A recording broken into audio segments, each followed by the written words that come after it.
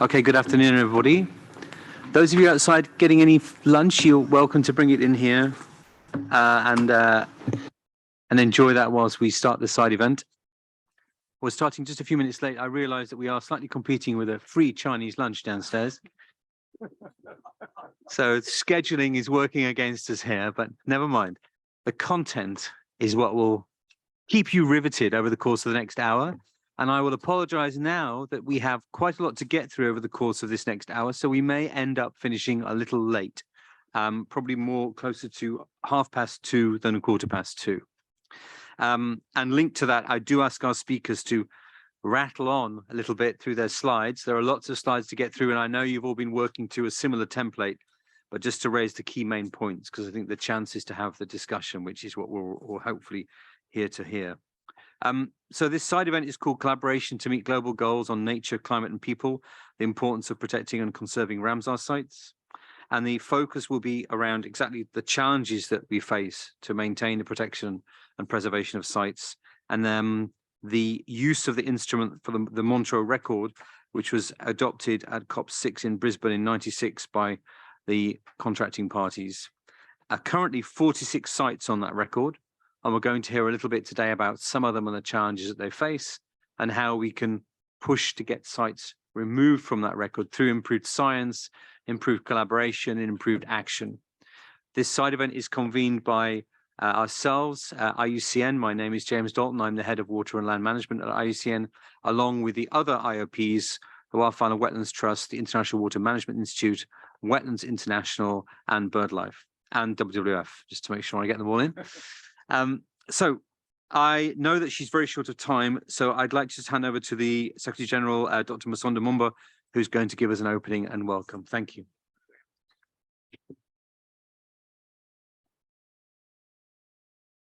Thank you very much for inviting me over here. And I'm really, really excited because I always, I mean, for those of you that have already heard, I actually did my PhD in a Ramsar site in Zambia. So I'm very familiar, considering that we are the only convention that has assets, real assets, natural assets, and the circumstances and conditions of these assets. Obviously, there are mechanisms for the designation, for how we check the ecological character, etc.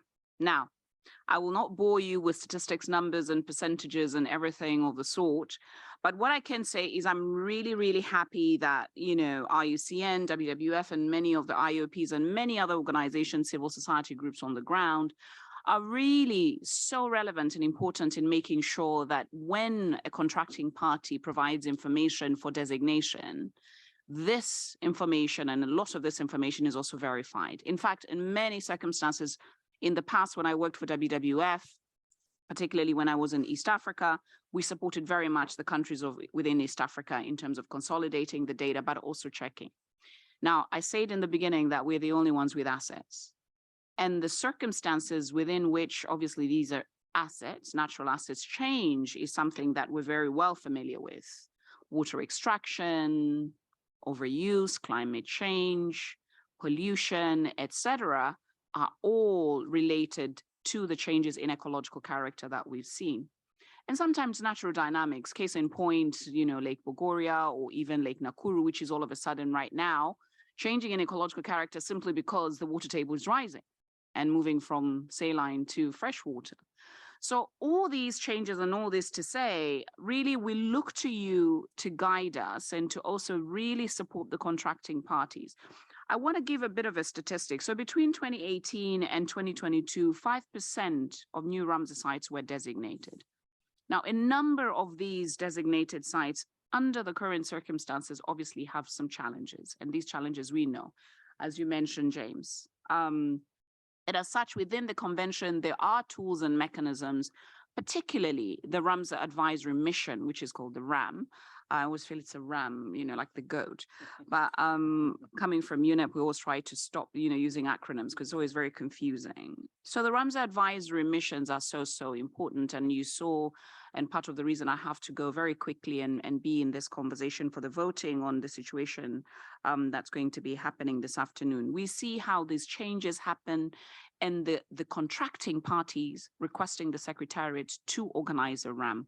Right now, we have 9 planned around the world. We're a small Secretariat. I'm sure you've seen the picture of me and the team, and you know, even from the past, we're a small Secretariat, but we always count on the independence of organizations, your institutions, your organizations, and other custodians out there to really support us. Lastly, but not the least, I just want to say, I think in this conversation, there is so much really counting on the findings and the science and the data from Ramsar sites and how they feed into the Global Biodiversity Framework. I'm so glad to see colleague from the CBD here and also colleague from the CCD here, two conventions that are really relevant in the whole conversation that we're dealing with, be it climate change, biodiversity, and issues of land. And lastly, I want to say in all of this, we are all involved in the UN Decade on Ecosystem Restoration. Because I was involved in that very, very closely, and if you have not read the resolution on that decade, please do. You will see that the first wording, that the word that you see before restoration is conserve.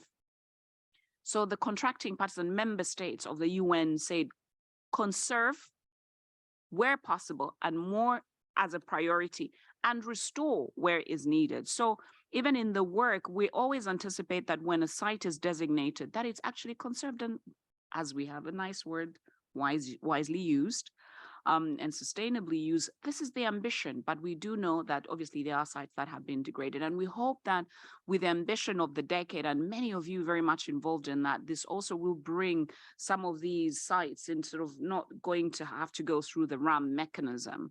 So I'm really excited, and I'll stick around for a few minutes and then I have to dash. I'll just literally cower out, but I'm looking forward to the discussions. Thank you so very much. Over to you.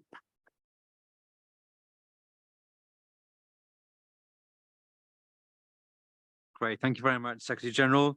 That's helped set us up in terms of the issues that we have to face and talk about over the course of the rest of the side events. So I'd now like to hand over to Rob McInnes from RM Wetlands and Environment. Many of you will know Rob because of his role with wetlands over the last, well, the many years. I won't say how many exactly. But over to you, Rob. I have a clicker for your slides here. Oh, there we go. There we go. Okay, thank you very much, James, and thank you, Ms. Sunder. James asked me to give the uncomfortable truth about wetlands, and is that working? Oh, wrong way. Try that one. I'm Rob McInnes, and I'm actually independent. I'm not a member of any organisation, any company, other than I work for myself. I'm only really responsible and answerable to my wife. So one of the beauties that comes with being independent is you can say what you want and not worry about offending people, because it's only going to come back on me and no one else. So independence comes with some luxuries, but also some challenges. So this is very much a personal reflection. I've been involved with Ramsar for on and off for about 30 years. I've undertaken Ramsar advisory missions. I've written guidance, led contracting parties through DRs, written briefing notes, been heavily involved with SDRP over the years. So, but this is very much a personal reflection based on some work I've done and work I've done with colleagues. So if we look at the figures, currently we've got a huge area of the earth covered by Ramsar sites, and it's one of the key pillars of the convention, along with wise use and international cooperation. So it's looking good. We're having many, many sites designated. The number of sites per annum seems to have dropped off slightly over the last decade or so, but we've still got a large coverage of Ramsar sites. And there's several reporting mechanisms available to report on the state of those Ramsar sites. And this is from some work that myself and colleagues did. So there's Article 3.2 reporting, which parties or other third parties can notify the Convention and the Secretariat about the state of human-induced negative change on Ramsar sites. There's Montreux Record, which I'll come back to. And then there's also reporting in the national reports and also other formats. So there's several mechanisms already in place to help us understand the state of our Ramsar sites. In terms of Article 3.2 reporting, one of the key elements in that, in terms of information exchange, it should be at the earliest possible opportunity or possible time if the ecological character is changing. Now, one of the challenges in that is, do we know what the ecological character is? Is that well enough defined to be able to identify those changes? And is the information being exchanged as quickly as possible? And if you cast your mind onto Ramsar sites around you where there might be human-induced negative change, is that information really getting through as quickly as possible? So when you actually look at it, only about a third of parties actually have a formal mechanism in place. This is based on some research done a couple of years ago. So only about a third of parties actually have a mechanism which allows that information to go from site level through the administrative authority to the Secretariat.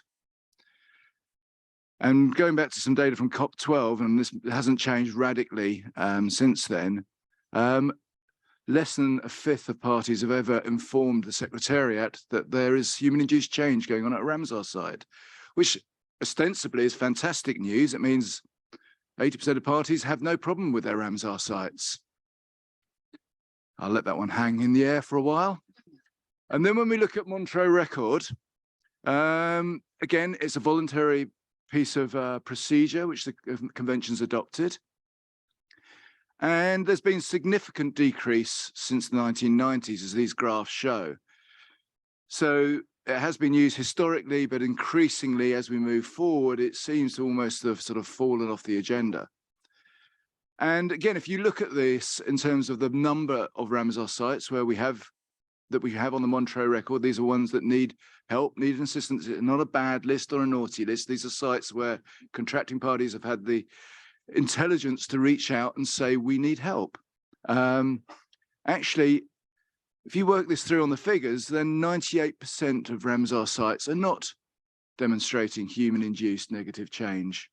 Now, I find this somewhat implausible from my knowledge of Ramsar sites around the world that I've worked on. And then you look at what information do we have on Ramsar sites? Well, the RIS, the Ramsar Information Sheet, is the critical piece. And the contracting parties are expected to update these every 6 years. And if you look at this graph, and this is from a couple of COPs ago, but it's probably not radically changed from the quick look I had recently, we have some which haven't been updated for over 20 years. We have got a huge number which have not been updated definitely within the 6 years.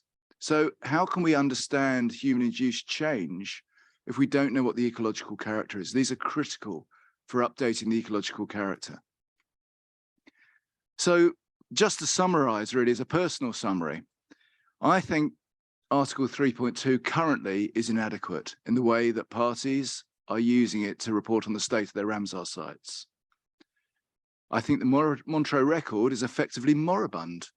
It no longer is being used effectively, if it ever was. The state of Ramsar sites is very poorly understood because we don't have up-to-date RISs. And the one thing that I haven't picked up on is management planning. I have a lot of personal experience around the world where I've helped with management plans, or I've reviewed management plans, or I've stood there looking at a site manager saying, what do you mean, you have no management plan? And that's unfortunately just too common.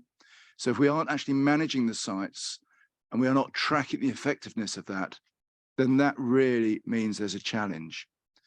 Some citizen science work that was undertaken a few years ago came up with, I think, quite a bleak picture that basically said there's evidence that Ramsar sites are in no better state than all other wetlands.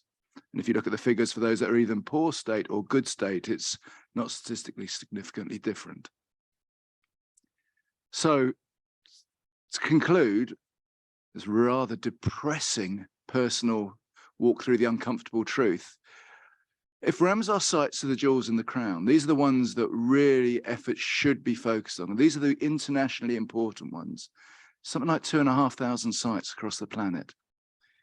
If they're the jewels in the crown, what hope is there for all the other wetlands if we're not managing the jewels in the crown appropriately? What does that say about all the sites that lie outside of the Ramsar site boundary? So what needs to be done? And I'll leave that for the panel discussion. Thank you very much, ladies and gentlemen.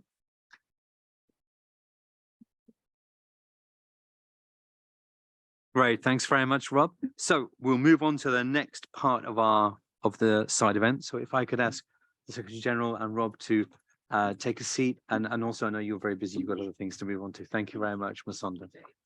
Thank you. And could I ask, we're going to now have a series of very rapid presentations on a series of sites, and it's going to be quite fast.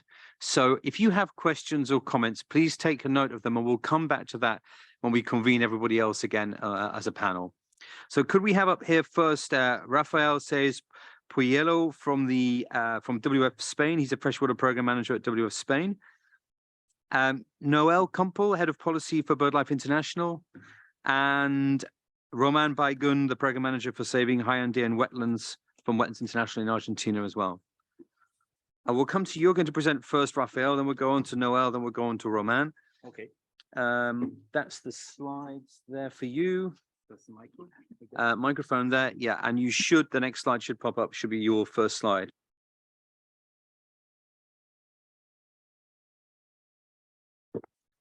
Thank you very much. As it's a lightning round, I would be very clear. Doñana is out of water for many months right now, even years. This is one of the permanent lagoons, even this summer. And Doñana used to be a marshland mixed with fresh water and brackish water in a very dynamic system. And right now, it's only 20% of the left marshlands due to desiccation, reclamation of land for intensive agriculture, and other pressures coming for human-induced changes in the area. Threats and challenges, it's obviously clear that around Doñana, there's an intensive use of water and soil for intensive agriculture, specifically for almonds, berries, and other crops that are highly requirements of water, fertilizers, and so on. And this is really getting the water out of the marshland, the water that needs to feed this wetland. And in that sense, it enters the Montreux register in 1990, but still the governments, especially the regional governments and the national government, hasn't been able to coordinate and implement all the actions needed that are envisaged to change this reality. And we have right now this, which is obviously sad, but Doñana, it's very obvious that it's nowhere wetland anymore. Sorry. Okay, great. Thank you very much, Rafael. That's pretty hard hitting. It's been on the Montreux record for 32 years by my calculation. Okay, great. Well, let's move straight on to you, Noel. You're going to talk to us about Australia and Canada.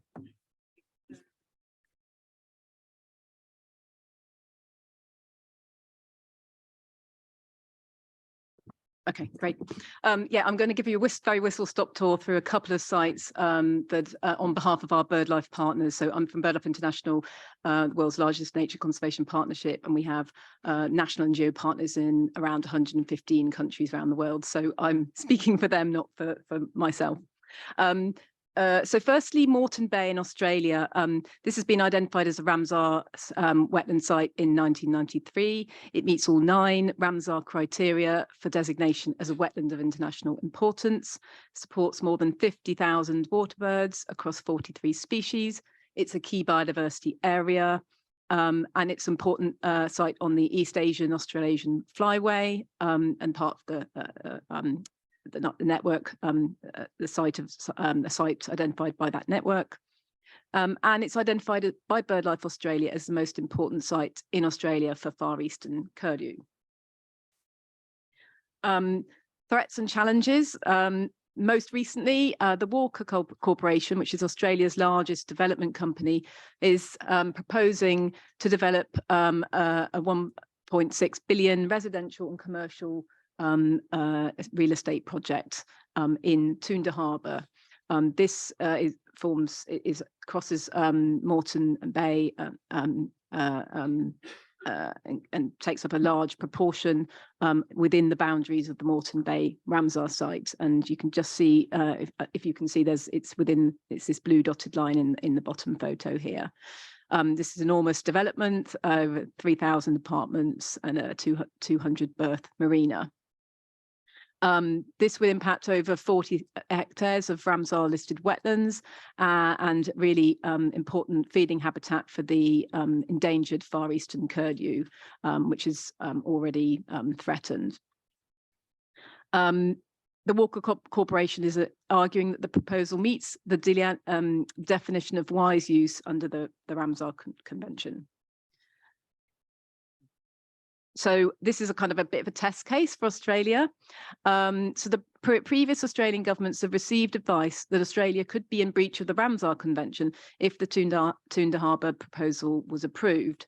The previous Minister for the Environment ignored the advice of his department that the Toondah Harbour proposal should be rejected as clearly unacceptable. And you can see the text in the lower image there of the actual the advice that was provided.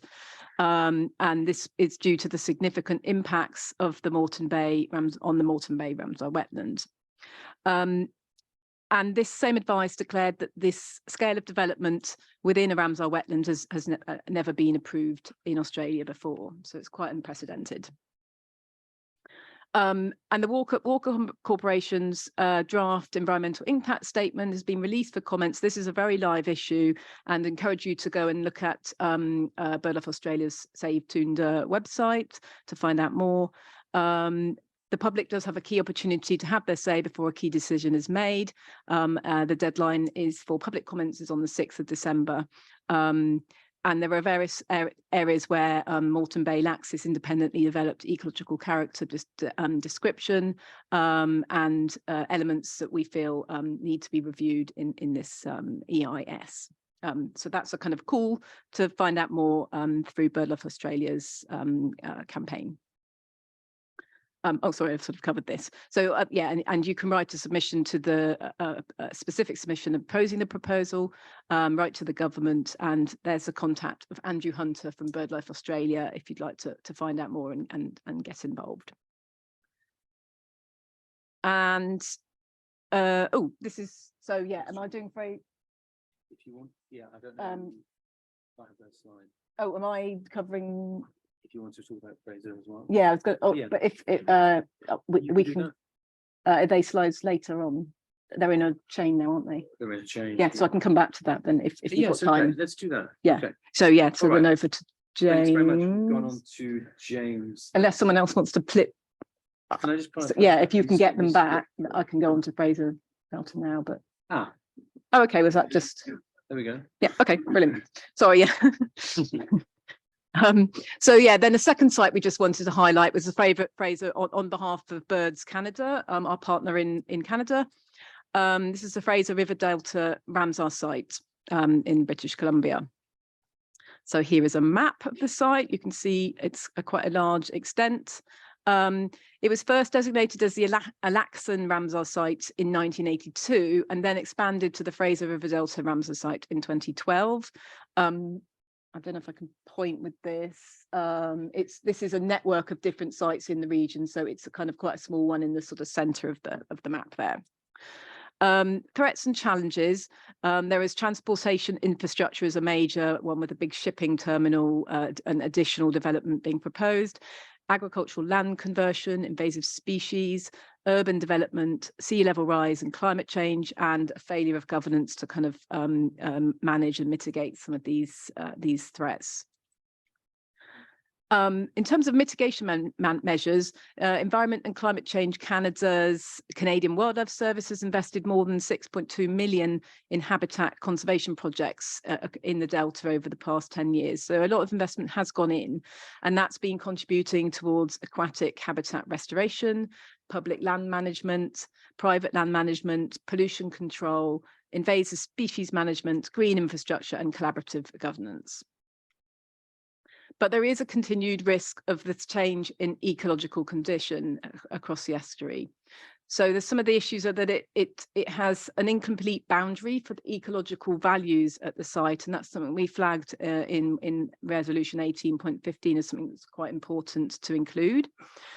It's been hydrologically fragmented both on the intertidal marsh and freshwater bogs. It's experienced declines in intertidal marsh area, and declines in freshwater wetland area and as well in ecological goods and services. And so this is anticipated to experience further fragmentation, further declines in species abundance, and further degradation of ecological function.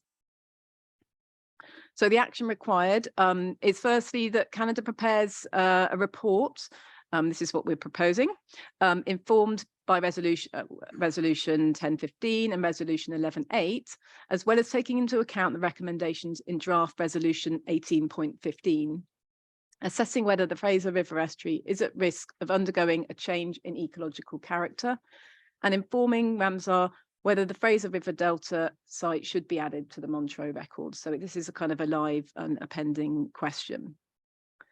And then the other clear sort of need is to stop building the habitat destroying infrastructure that's creating a lot of these issues, such as the proposed Roberts Bank Terminal 2 project for shipping, a shipping terminal. And yeah, thank you. And again, please get in touch with me for James Casey, who's the lead for Birds Canada that I'm presenting on his behalf. Thanks.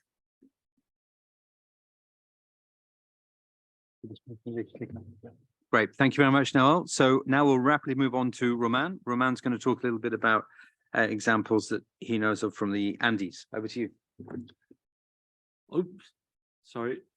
Thank you very much for having me today. I will shift a little bit and try to speak about the region.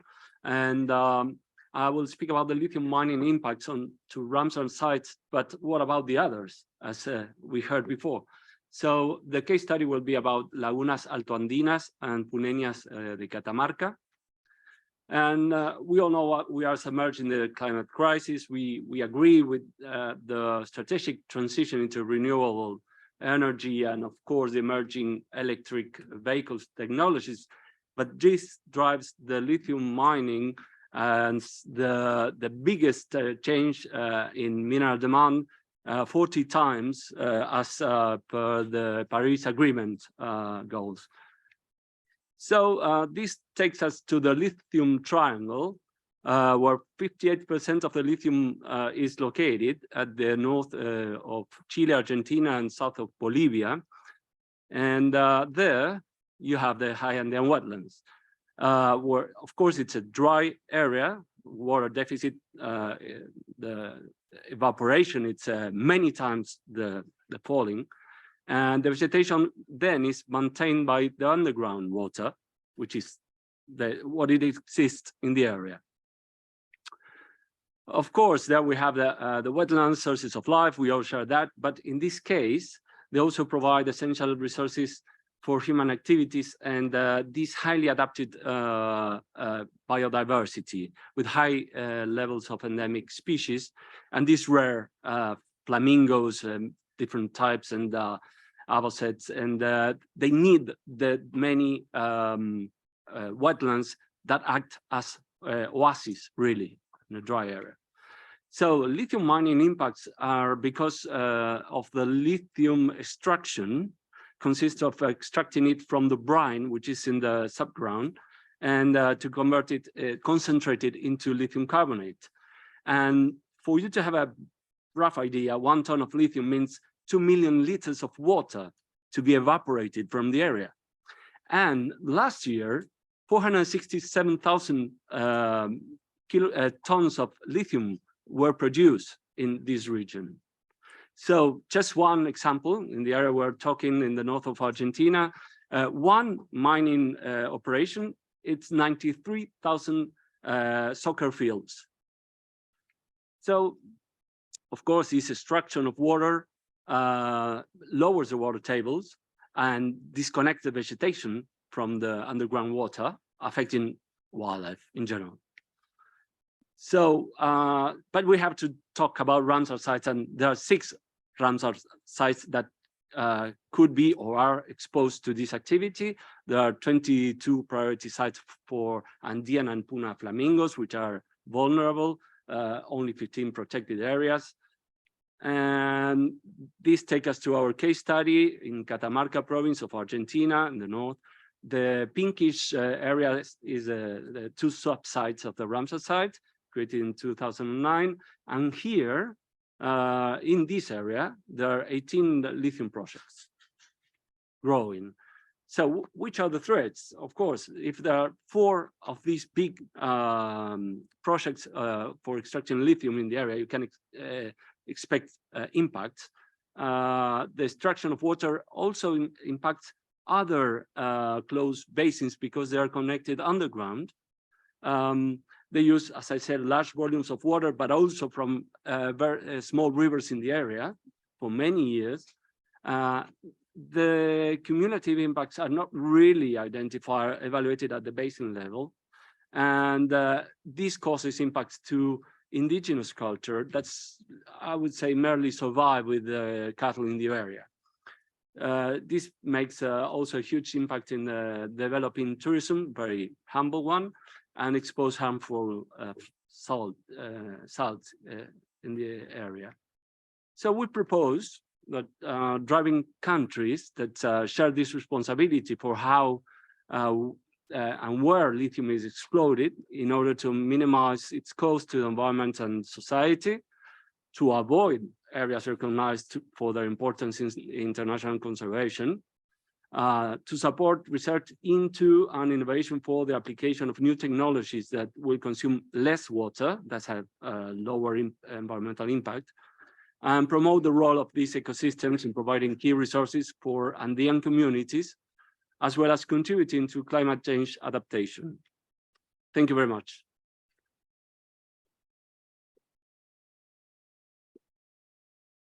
Excellent. Thank you very much, Roman. So could I ask for a panel switch?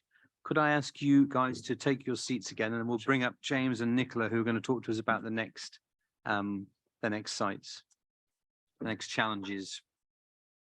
No, I think, James, hopefully, yes. Okay, so your first slide is, he's gone, but there's your second, all ready to go. And if you've got questions or comments, please keep them, because we're going to move on rapidly to a panel at the end.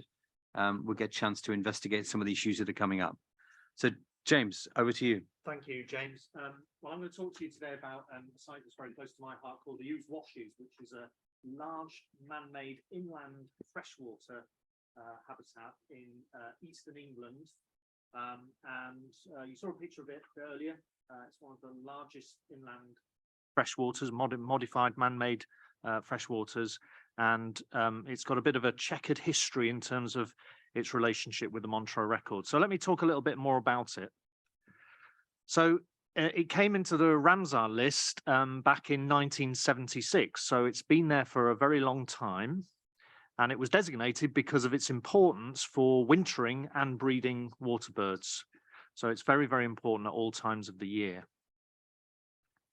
Now, the threats and challenges were recognized by the Montreux Record. So we've seen declining numbers of breeding water birds, changes in vegetation communities, and declining water quality, apparently caused by an increase in summer flooding, among other things. And this led the UK government to add the Ouse Washes to the Montreux Record. And this issue of summer flooding is the big issue, really. So in the winter, we quite like a lot of water on the Ouse Washes, but when birds are breeding there in the summer, it can cause catastrophic reductions in breeding success. So it's a big, big issue. The other thing I should say about it is it came onto the Montreux Record back in 2000. That was about the first time I ever started working on issues at the Ouse Washes. So 22 years later, this site still is listed on the record. So I wanted to talk a little bit about mitigation measures which have been used to improve the site or to get it off the record, and there have been some. An advisory mission took place in 2001, and a Ramsar advisory mission report was submitted to the UK government back in 2003, and this was full of all the information that was required to identify what needed to happen next. So the mission report proposed what it described as a different approach and perspective for the ecological situation in the Ouse Washes, comprising integrated river basin planning for the Great Ouse, which is the river which causes many of the issues for the site, with an ecosystem approach for the whole region of the Fens. So that was a top line message, but there was lots of detail in that report, which has been very helpful. Now, since then, the UK government's Nature Conservation Advisor has produced a very comprehensive site improvement plan for the Ouse Washes, and this was developed in 2014. And there has been some welcome progress. So, for example, there has been some habitat creation to offset some of those historical declines in breeding water birds. So this is habitat which is created off the existing washes. Now that's happened since the listing, but many of the measures in the site improvement plan are yet to be implemented. So there is much more to do. So what help is needed? How is this going to move forward? So for me, it's time the Ooze washes came off the Montreux Record. 22 years of working on it, even myself, feels as though it's a bit embarrassing for me, because I sit here and I've tried my hardest, but we just haven't been able to get it over the line. So many organizations need to help to make this work. And that site improvement plan, which is full of all the right type of stuff, which was developed by the UK government's Nature Conservation Advisor, needs to be fully implemented. So it's all there, it just needs to be put in place. For example, with an effective and government-resourced water level management plan for the site, a new solution sought, including how a proposed reservoir might be able to manage floodwaters at sensitive times. Improvement is really possible. There are solutions there to get it sorted. But promised habitat creation targets for outside the washes also need to be met. And unfortunately, at the moment, the planned creation currently falls short of what was originally proposed. Now, the last thing I would say about this is I would love to say that the Montreux Record was the thing that really had inspired all of those actions on the ground. But it was actually because the UK was using EU nature directives to create a piece of legislation called the Habitat Regulations, which has really driven that level of protection and restoration in the past. Now we've left the EU as the UK, there is a new piece of legislation coming, which is there potentially to revoke and remove some of this legislation. So I fear that unless we can put some better action in, new legislation, which will give that site more protection, that there will be less done in the future. So we need to keep the ooze washes at the top of the list, make sure we get it off the Montreux Record. And that's what I'll probably spend the next 20 years doing. So thank you very much.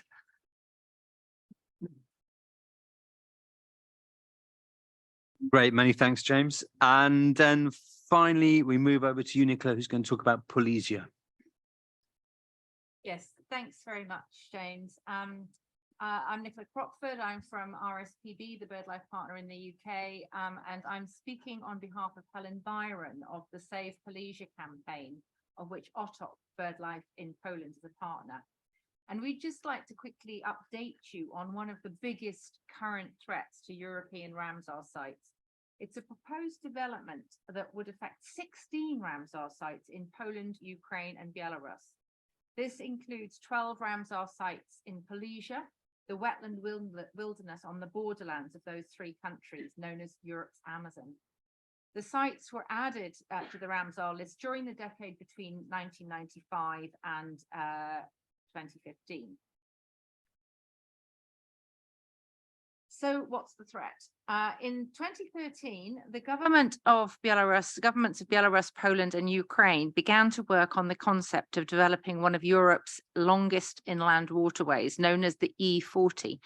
This 2,000-kilometer long navigable shipping canal would connect the Baltic and Black Sea, stretching from Gdansk in Poland all the way to Kherson in Ukraine. It would cut through the heart of Polesia, the largest wetland wilderness of the European continent. Constructing this massive infrastructure project would require dredging, damming, straightening, and deepening of natural rivers, including the Pripyat and the Vistula, the Polish queen of rivers, as it's known. Detailed analysis by the Save Polesia partnership looked at the protected areas, habitats, and species likely to be impacted by the proposed E40 waterway. And it's absolutely staggering. At least 193 international and 139 national protected areas would be impacted. Impacts would be significant at European level and completely at odds with biodiversity commitments, including under Ramsar. Hence, it's not surprising that a major 2021 Horizon scan recognized the E40 as a top emerging issue for global biodiversity conservation. As already mentioned, the E40 poses a significant threat to the ecological character of 16 Ramsar sites, which forms more than a quarter of the total area, 4,570 kilometers squared, that will be affected across the three countries. 7 Ramsar sites, which covers 2,355 kilometers, would have direct impacts. 4 of these would have serious impacts. So that would be Poland's Vistula River mouth, and then 3 sites in the Belarusian Polesia, Pripyatsky National Park, Svanets, and the Mid-Pripyat State Landscape, Zakaznik. A further 9 sites, all in Polesia, total area about 2,216 kilometers squared, would have indirect impacts. And 2 of the sites in Belarus would have serious impacts, which is the Polsy Valley of the River Bug and the Dnieper River floodplain. 51% of the area of Belarus's Ramsar sites would be impacted.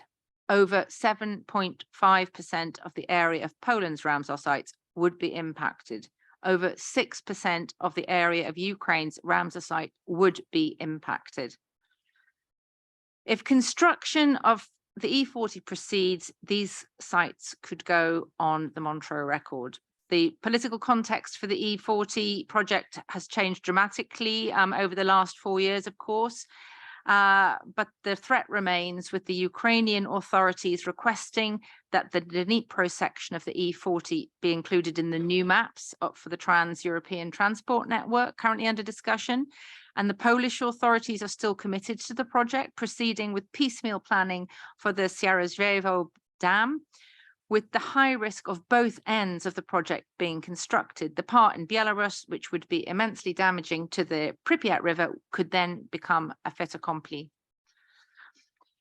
The Save Polesia study makes it clear that this gigantic infrastructure project should be abandoned on biodiversity grounds alone, and reinforces the many other arguments against the E40 waterway, including widespread changes to hydrology, carbon balance, and vast expense. This level of devastation cannot be justified when rail would be a more sustainable and cost-effective alternative. So this gives you a few ways in which you can find out more and join in and help support the campaign. And yes, over to you, James. Great. Thank you very much, Nicola.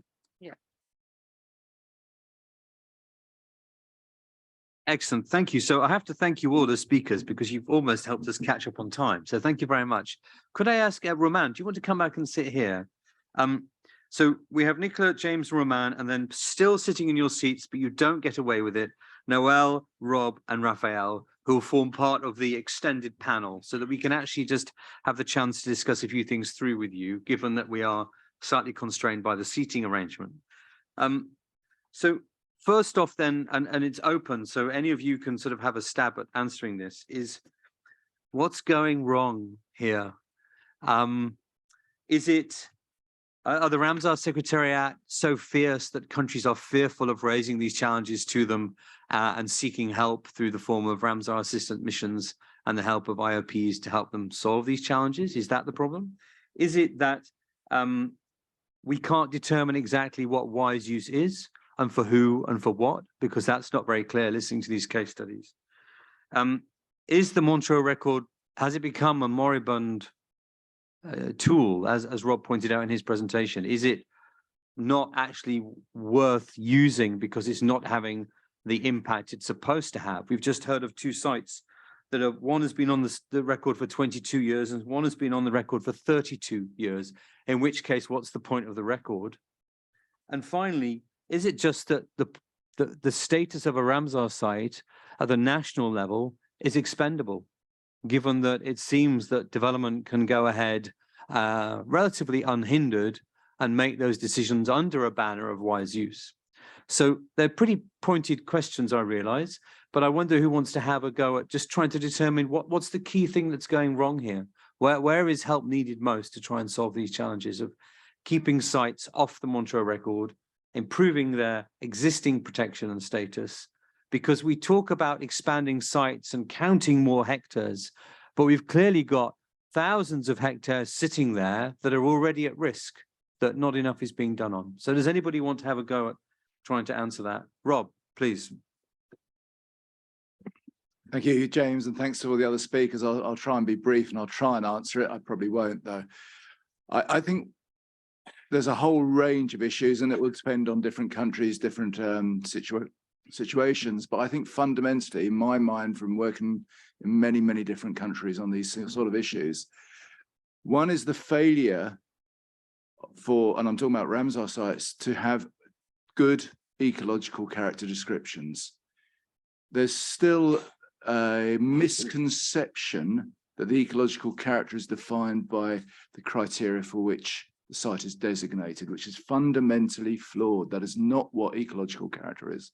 So we need much better ecological character descriptions, and they've got to embrace the three elements: the components, the processes, and the services. And the big ones that get missed are the processes, i.e. how the site actually works, how it functions. So looking at the sites in Argentina, that link with groundwater, but more fundamentally are the services and those benefits to human society. And for too many years, I think we've fixated on the wrong side of the argument. We've tried to convince people who don't care about biodiversity to care about biodiversity. We need to start talking about what actually directly impacts on human values. We shouldn't try to monetize, because monetizing is just crude. And it does not capture all values. So in that ecological character description, if we can have a much more robust description, which really embraces the services and those values, then maybe, not definitely, but maybe a few more people might sit up and listen. Great, thanks very much, Rob.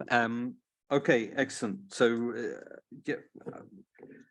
so we've got a problem here in that we've been focusing on the wrong things for many years, and not on the right issues that we need to get the change to empower the use of the convention to protect and preserve those sites.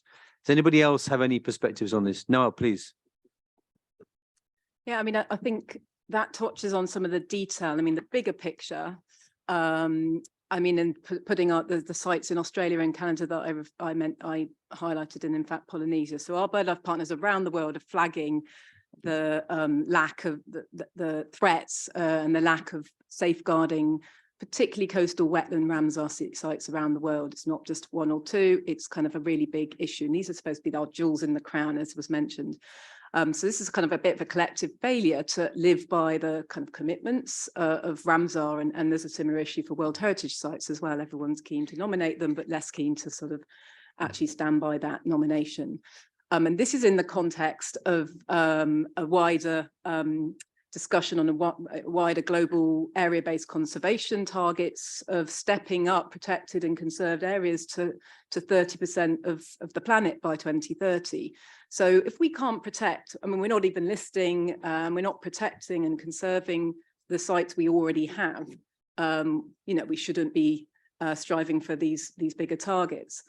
And so where can Ramsar come in? And we've had lots of discussions, and a lot of the resolutions really touch on these critical points. This morning, we were, you know, well, we're actually clashing with the contact group on synergies, which is a really key resolution. But we've had 10 hours of discussions on the links between Ramsar sites and climate change on that resolution.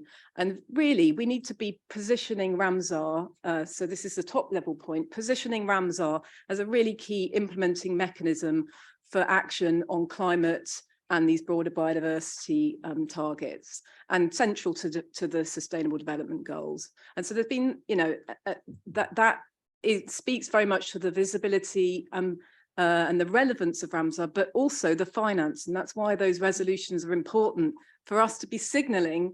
I mean, the point was made in the contact group, there are no UNFCCC negotiators here at Ramsar. We need to take Ramsar out to those other processes and show how Ramsar really can implement and deliver on the ground. So it can. So then it gets to that sort of more detailed point. So why is it failing? And I think just following on that specific point about kind of the technical side of things, looking at, you know, actually understanding what is good ecological condition, we need to do better at being able to define that, and then having the tools, the systems, and the metrics in place to show what needs to be done and track the progress towards making sure that Ramsar sites, along with all the other types of key biodiversity areas and other protected and conserved areas, actually reverse biodiversity loss and contribute to this wider global mission that's most likely to be agreed in Montreal next month of being nature positive by 2030.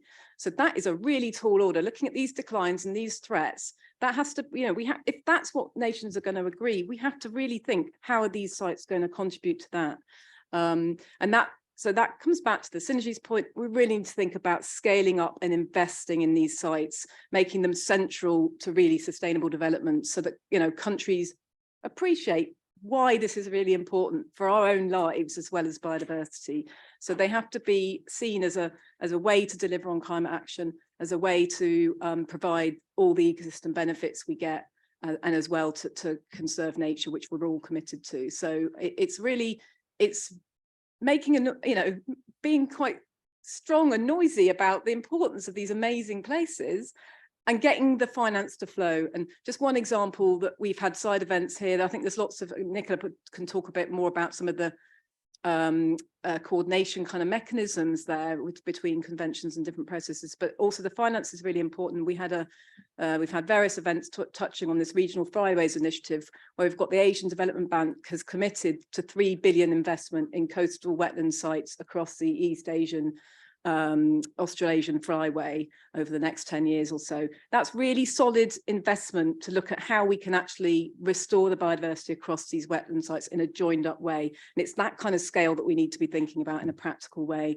to turn things around. So over to you, back to you, Jane. Great, thanks very much, Noel. Thank you. Okay, let's go to you, Raphael, then we'll go to you, Roman.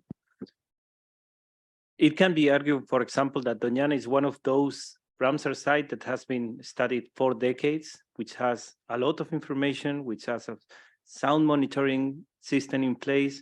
And despite there are some issues with the definition of ecological needs or water needs in this specific site, it cannot be said that it hasn't been on the point of technical supervision, monitoring, or even implementation of several plans, protected figures, and so on. So there should be something else, no? And from me, I think that political ambition has to be also put it on the spotlight, to say so, because those member states that are part of the convention are the ones that has to commit to defend these places. And as she said, I think that it's obviously that we need to provide financial solutions for the sustainability of these places, apart from its own value on biodiversity, which we should take for granted, as I said. But also we have to be very honest on what would be the future of these wetlands and what would be our aim for them, because we cannot get back previous to the pre-development phases. We cannot preserve as they are, because they are pressures incoming, and with climate change uncertainties, there will be higher pressures. For the case of Doñana, the threats and the challenges are more today than they were 20 years ago, because the uncertainty of climate change is always pressuring more. So we should start thinking about different figures and how to upscale, as she said, what this international convention uses and these sites as pilot projects for what can we do outside them. Because for the most part, all these Ramsar sites are the jewels of the crown, but the pressure are still there, the problems are still there, and for the most part, the implementation of these mitigation actions, conservation action, and restoring actions is not taking place, at least at the pace that we will want or that the Ramsar site needed. Just to give you a hint, for the example of the Guadalquivir Basin, we have a very significant progress on the river and basin management plans regarding Doñana, but most of the action are expected to happen between now and 2027. Doñana hasn't had that time. We have been suffering from dry periods and lack of water entering in a way that has to be entering in that side, and we don't have 5 years more. So there should be urgent action towards an implementation from the political will also. Great, thank you very much, Raphael. On the political side of things, now Roman, over to you.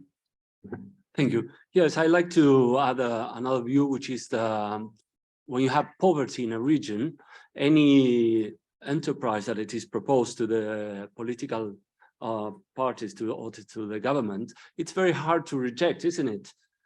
So that's one thing. And then when you've got a new product, such as I will talk about the lithium batteries, okay, and you say, this is green. Yeah, is it green? It has to be all the way green, from the cradle to the grave, isn't it? So whatever here in Europe, in the States, pushing countries are accepting as green new technologies have to be all the way around. And that's something, it will be very hard for us in the region to control, while it must be maybe easier on this other side to help us to develop technologies that are all the way green. So I think that's another point of view, isn't it? Thanks very much, Roman. So asking us to also rethink a little bit about what is green and the life cycle of our approaches that we are pushing for and that climate is pushing for. So taking wetlands into account in terms of the impact that is forced upon them due to climate change and how we respond to that as society. James, you have a point. Yeah, I suppose it all sounds like doom and gloom, doesn't it? And I suppose I'm sort of trying to think, well, what's going to make this really better? And I do wonder whether the conversations which are going to happen in Canada very soon, and that renewed focus on area-based conservation is a massive opportunity. So 30 by 30 gives us the opportunity for a new look at how we make sure that sites aren't just lines and boundaries on bits of paper that people then put on shelves and then say, isn't it great how many we've got?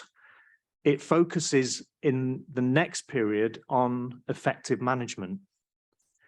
And effective management, as we know from our wetlands, is as much about what happens outside of the boundaries of those wetlands as it is what happens within.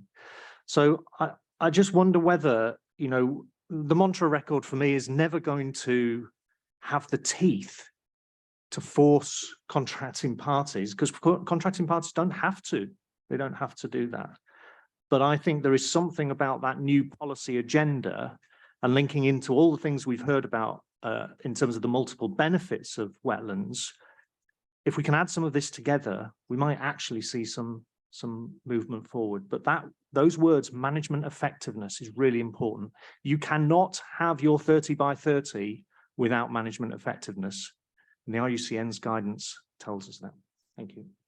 Okay, thanks, James. Yeah, I mean, I completely agree. I think that the Global Biodiversity Framework may give that renewed focus, in particular, given the attention to forests, and yet wetlands and peatlands seem to be out of that understanding, yet they are far more effective as carbon stores.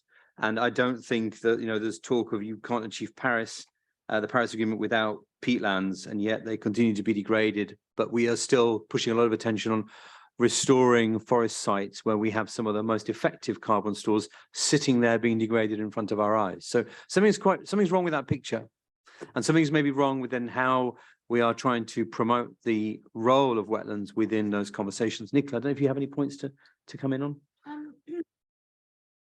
Only just one small point. So, I mean, it seems to me the point you just raised, how come forests get all the political attention? We need to get wetlands to that level. And by using everything like the climate links, like the 30 by 30 links. Also, I was giving a presentation at the recent meeting of parties of the African Eurasian Waterbed Agreement about Doñana. And somebody raised the point, I think it was from Israel. What about the rights of rivers? If you have rights for rivers. Now, I know very little about this whole rights of wetlands thing, but, there's probably people here who do know about it. And, whether that is another thing that we should be looking at as a way to get rivers and wetlands up the political agenda. But I think a real focus on that would be really, really useful. Thanks. Great. Thanks very much, Nicola. Okay, we'll just take two quick points. Raphael, you come in, and then Chris at the end, and then we'll move on to the next part of the session.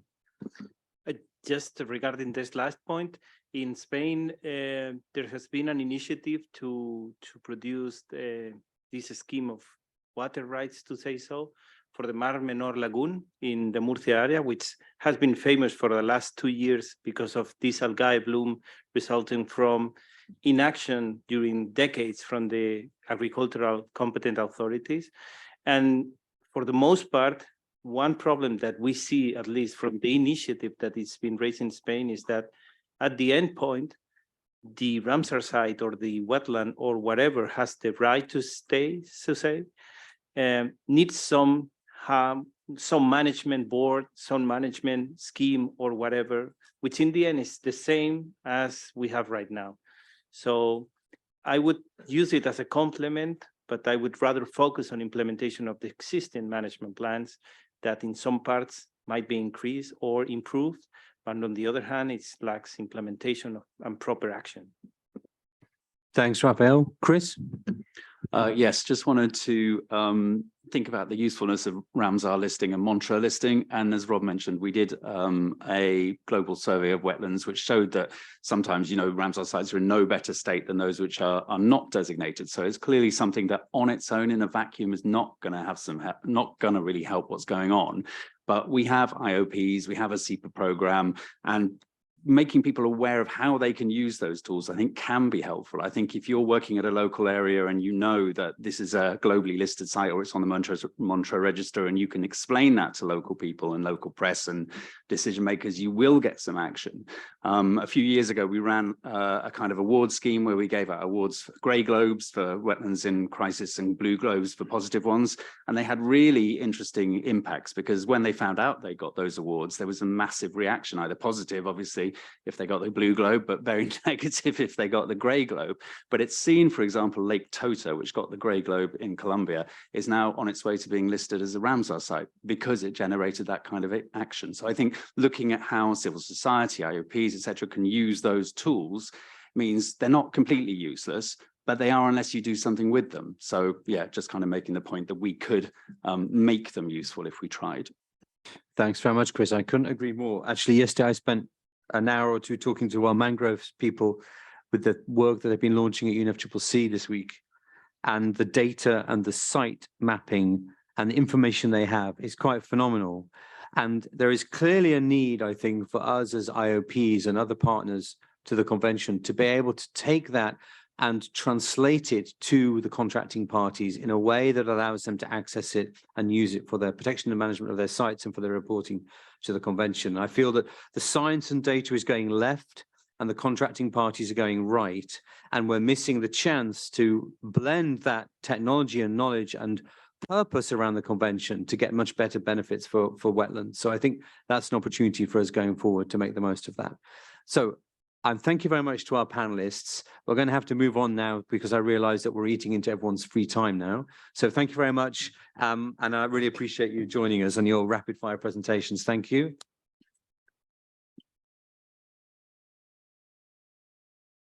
And now, could I invite Dr. Birgi Lamizana Diallo to come up?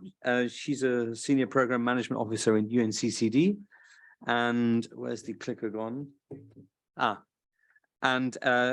She also represents IUCN's Commission on Ecosystem Management. You're going to do it. Okay.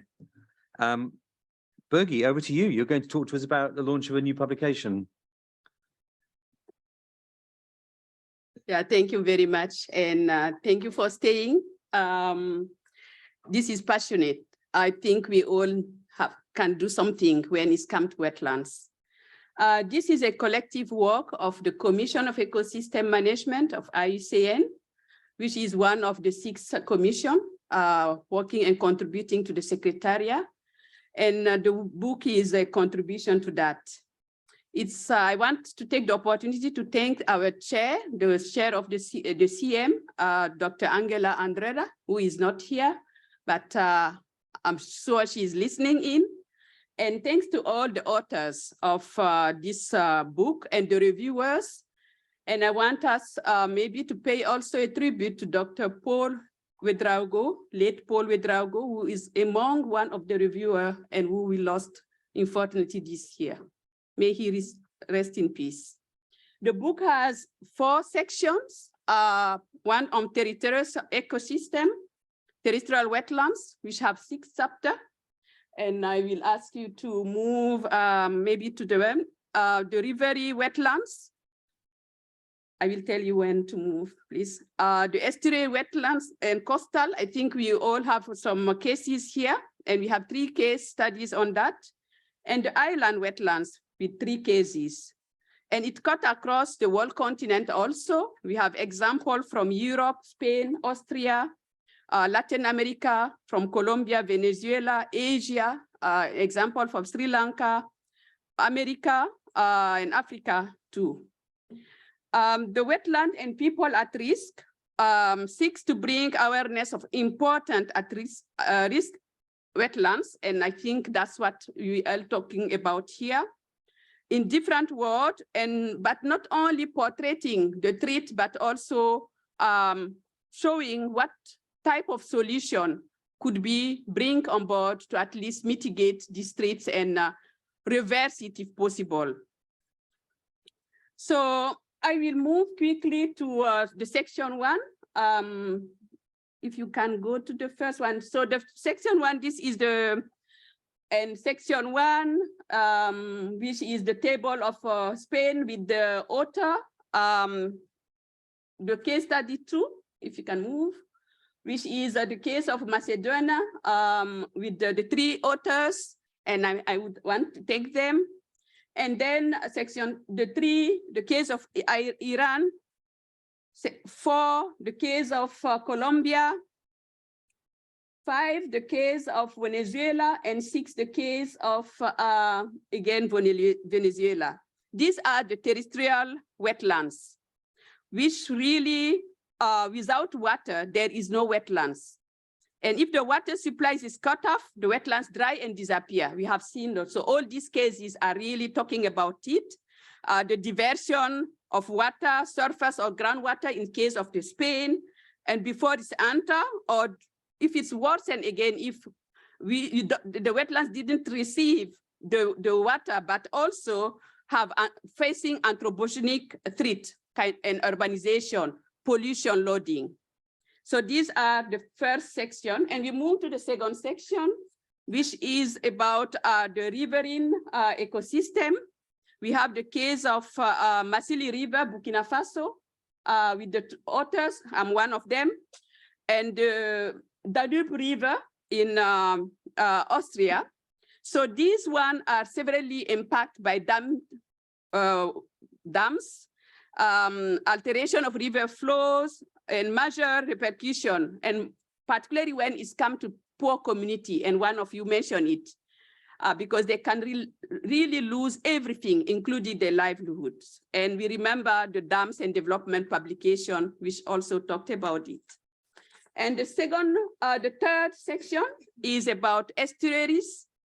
In many estuaries, land use and adjacent ecosystem have degraded physical, biological, and socioeconomic wetlands.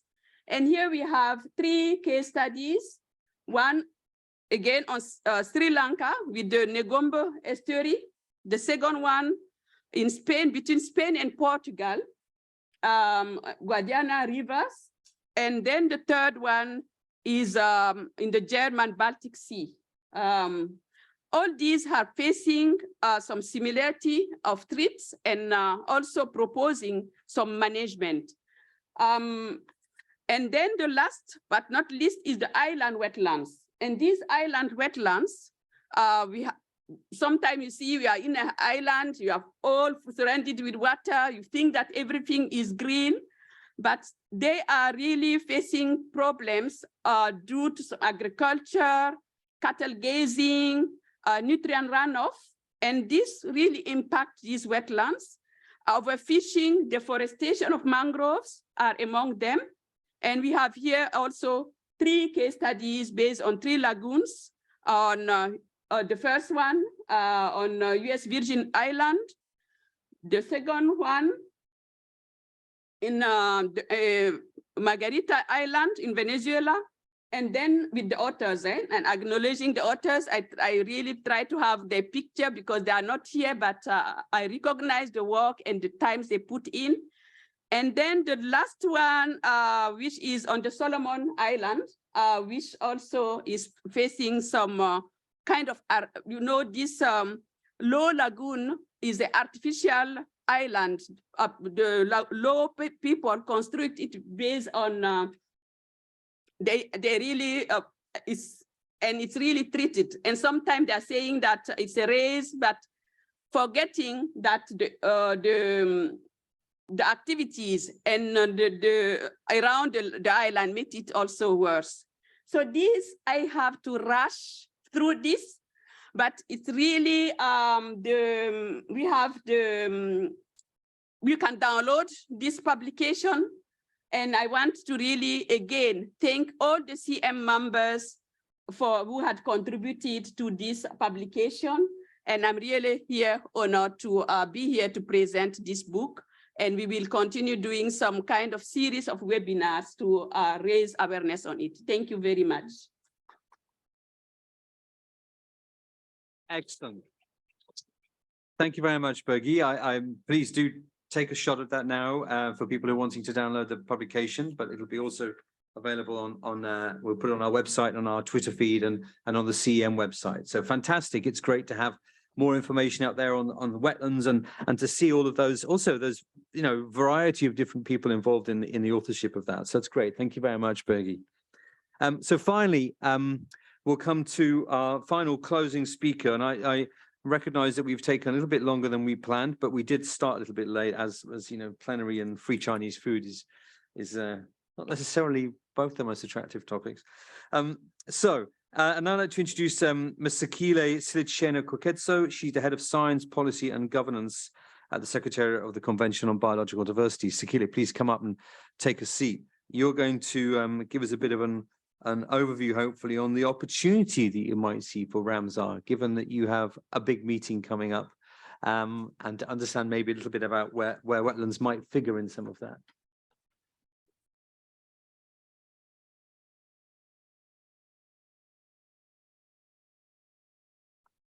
Okay. Good afternoon, everyone. It's interesting. I was listening to the conversations this afternoon, and I was thinking, very grateful to my university because when I did my undergrad, it was a very interdisciplinary environmental science program. And so I was able to think and connect so many different things. And coming from Botswana, which is a very small country, very small population, you can't get away with just dealing with wetlands or just forests or just grasslands for the rest of your life. You have to work through so many different, in so many different areas, and you have to have a little bit of knowledge in a lot of things. And so as we were thinking, as I was listening to everyone talking, I was thinking of, I was making different connections, and I thought maybe we need to reframe the discussion a little bit. I know that those of us who are very passionate about conservation, we tend to focus on really what is it that we need to achieve and what are the things that are going wrong, and if we could only just convince people. But I was thinking, there was a common thread that came through the conversations today. And the common thread was economic activity is threatening wetlands across the globe, right? That's an inescapable fact.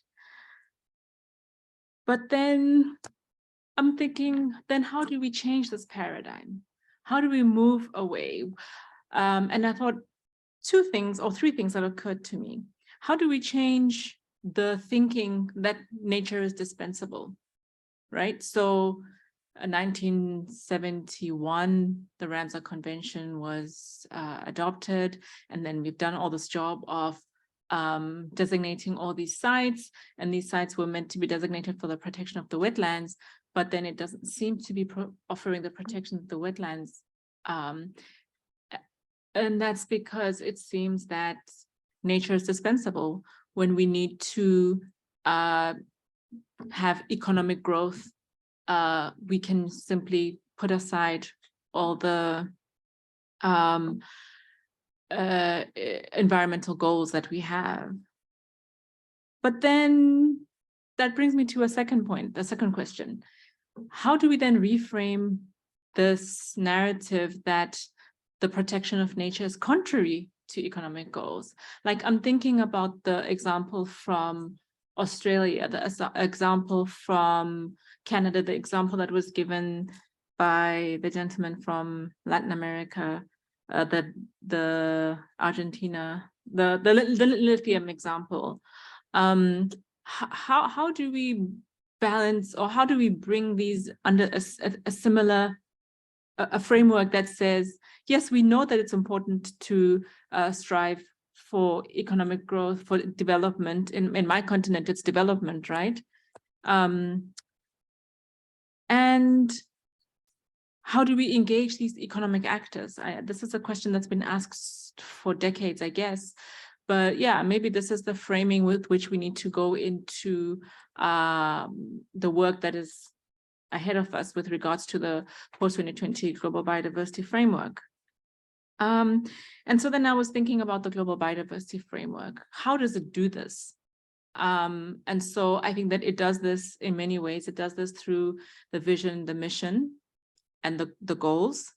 But specifically with regards to wetlands, it does this through targets 1, 2, 3, 4, 6, 7, 10, specifically where the role of wetlands is indispensable to the achievement of those targets.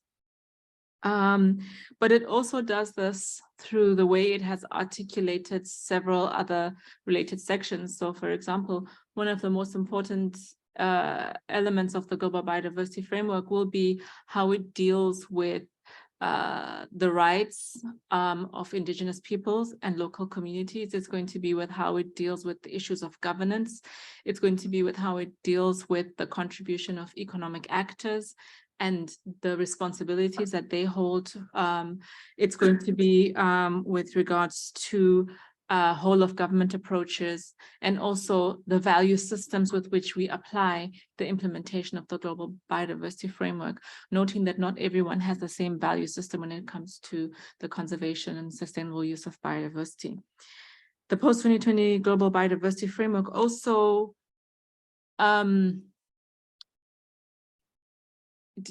depending on how it's implemented, also makes a room for implementation and support mechanisms, which are important. So these are the things that we spoke about, or that the Secretary General spoke about: the importance of data, the importance of monitoring, and then the importance of enforcement of these the obligations under the different conventions. And then very importantly, responsibility, transparency in implementation and in decision making. Finally, I think that this is something that has come up throughout the discussions today, but also throughout this week, is the importance of communication, education, public awareness.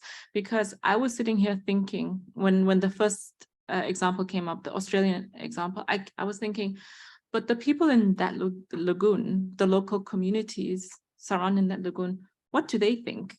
What is their vision for the use of that lagoon? Is it important for them to protect this lagoon? Is it important to protect the species for which that lagoon is a habitat? And if so, how do we get them engaged? If not, how do we engage them? How do we raise their awareness? And through them, urge for political action for the protection of this lagoon. If it's not important to them, why? Is it like the gentleman said, is it an issue of jobs? Is it an issue of economic activity? Is it an issue of bringing taxes so that you have revenue? And if so, then how do we engage the community and their leaders and their decision makers to then propagate different plans or different ways of achieving these economic goals? And with that, I'm full circle. Thank you. Great, many thanks. Great, many thanks, Akile. So I realize that we've run out of time, but I want to thank you and all the presenters for this afternoon.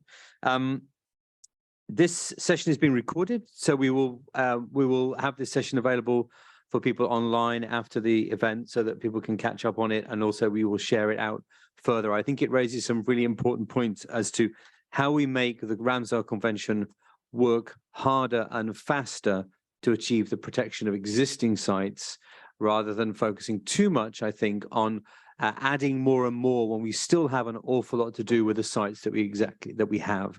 And we will see what that brings going forward with the outcomes of the Global Biodiversity Framework as well later this year, and how hopefully there will be a new role for wetlands in biodiversity attention, and also an improvement in recognizing the role of wetlands within climate change negotiations, something that I think needs much more work as well from our side. So thank you very much. Have a great afternoon, and I hope the end of your COP is successful. Thank you.